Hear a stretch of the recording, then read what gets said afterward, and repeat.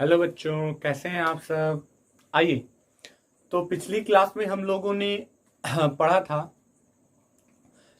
Mass percentage, volume percentage, mass volume percentage and ppm. तो आज उससे रिलेटेड मैं कुछ क्वेश्चंस लेके प्रेजेंट हुआ हूं। हम एक दो बताते हैं और आप इनको लगाएंगे। आगे जब हम पढ़ाएंगे तो आपको इनके और एप्लीकेशन मिलेंगे। डायरेक्ट क्वेश्चन में एक जैसे बताएंगे वैसे बाकी भी लगेंगे। तो एक क्वेश्चन मैं बोल रहा हूं, आप लोग लिखिएगा क्वेश्चन। सब लोग क्वेश्चन लिखिए। Calculate the masses of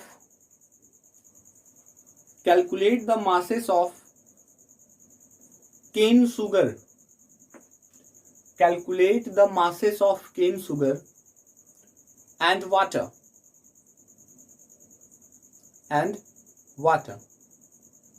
required to prepare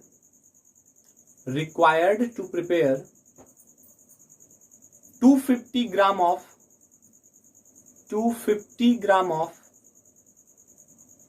25% cane sugar solution.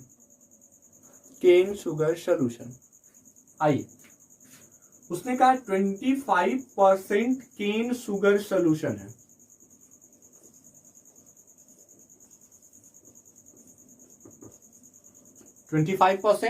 Cane sugar solution है। अब बताओ आपके पास कितना परसेंट केन शुगर सोल्यूशन है? 25%। अब एक बात बताओ, आपको मास निकालना है। किसका निकालना है मास? शुगर का भी निकालना है और वाटर का भी निकालना है। और एक बात क्वेश्चन में बोला है कि 250 ग्राम, यानी मास ऑफ सोल्यूशन कितना है? मास ऑफ सोल्यूशन 250 ग्राम। अब देखो कितना आसान क्वेश्चन लग रहा है ना। मास परसेंट बराबर होता क्या है? तो mass percent is equal to होता है mass of solute upon mass of solution into 100। तो जो लोग ये फॉर्मूला वगैरह नहीं जानते वो पीछे से लेक्चर देख लीजिए, आपको समझ में आ जाएगा, हमने पढ़ाया पीछे। मास परसेंट कितना है? 25%, तो 25 लिख दो। मास ऑफ सोल्यूट निकालना है। अब तो मास ऑफ सोल्यूट के लिए मैं लिख सकता हूं मास ऑफ शुगर, क्योंकि शुगर ही तो मास होगा। मास ऑफ सोल्यूशन क्वेश्चन में दिया है 250 इंटू 100। तो मास ऑफ शुगर बताओ।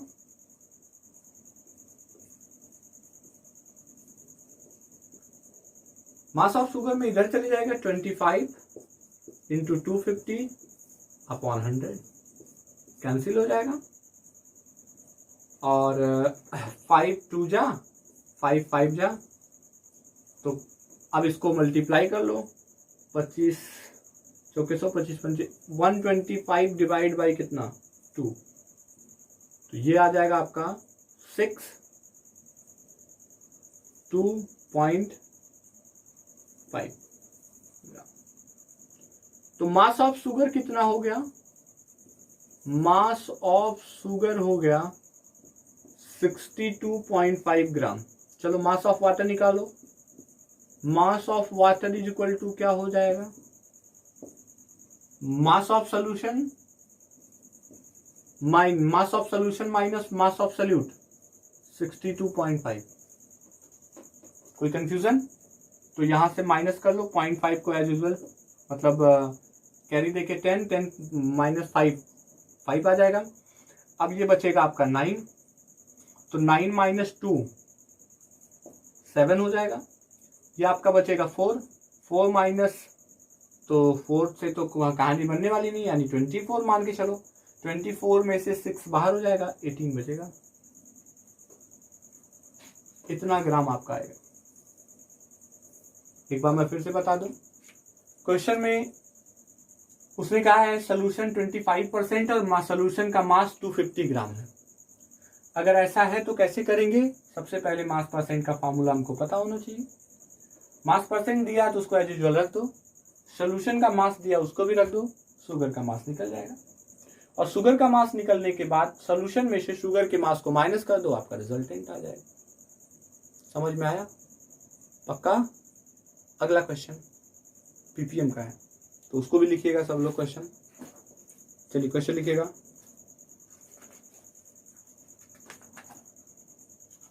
इसको कॉपी कर लीजिएगा, ठीक है। क्वेश्चन लिखिए। 1 liter sample of sea water, 1 liter sample of sea water is found to contain 1 liter sample of sea water is found to contain 5.8 into 10 to the power minus 3, 5.8 into 10 to the power minus 3 gram of dissolved oxygen, gram of dissolved oxygen. Full stop. Calculate the concentration of dissolved oxygen in seawater. Calculate the concentration of dissolved oxygen in seawater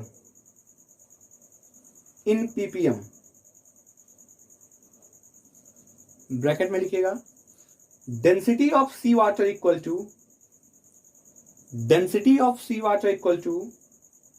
1.03 gram per centimeter cube.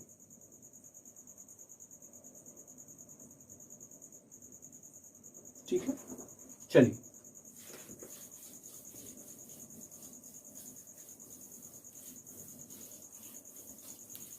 देखिए, उसने कह रहा है कि सी water कितना है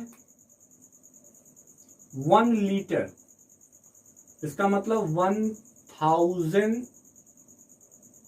millilitre. Density कितनी है,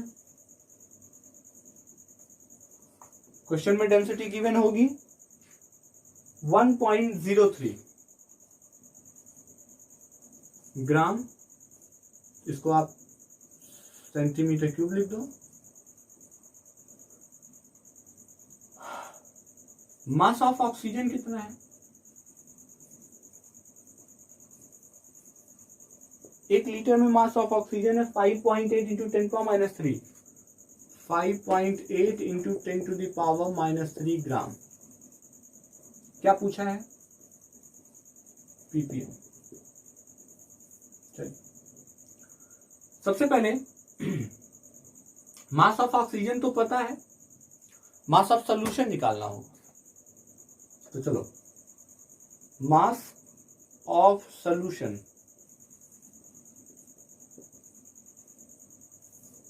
अपॉन वॉल्यूम ऑफ सॉल्यूशन,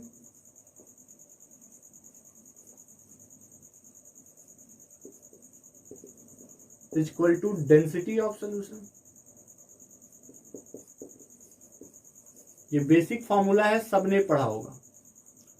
तो मास ऑफ सॉल्यूशन कितना हो गया निकालना है, m मान लो, volume of solution 1000, density 1.03, multiply कर दो, so mass is equal to आ जाएगा 1030। चलो, पीपीएम बराबर क्या पढ़ाया था आपको, mass of solute, mass of solute upon volume, mass of solution लिख दो, मास ऑफ सॉल्यूशन वही है सेम, बस यहीं पे 10 टू द पावर 6 कर देंगे। चलो, मास ऑफ सॉल्यूट कितना है 5.8 into 10 to the power minus 3। Mass of solution ये निकाला है 1030 10 टू द पावर 6। ठीक है, अब यहां से हमको क्या करना है, इसको सॉल्व कर देना है। अब आप 5.8 इंटू 10 पावर माइनस 3 को सॉल्व करते हैं तो पूरा सॉल्व करने के बाद आपका आंसर 5.63 आ जाएगा, 5.63। ठीक है, ये आपका तो बहुत ज्यादा इस पे बेस्ड क्वेश्चन नहीं है हमारे एनसीईआरटी में। आगे बीच बीच में या आगे की जब क्वेश्चन सॉल्व करेंगे उसमें छोटा सा पॉइंट रहेगा जिससे ऐसे कंसंट्रेशन निकालने होंगे, तो हम आगे जब करेंगे तो उसको बताएंगे। फिलहाल दो समझाने के लिए हमने ऐसे क्वेश्चन बना दिए थे। अब आप डिजिट बदल बदल के इसके और न्यूमेरिकल सॉल्व कर सकते हैं। ठीक है, समझ में आया, कोई दिक्कत नहीं है। Thank you.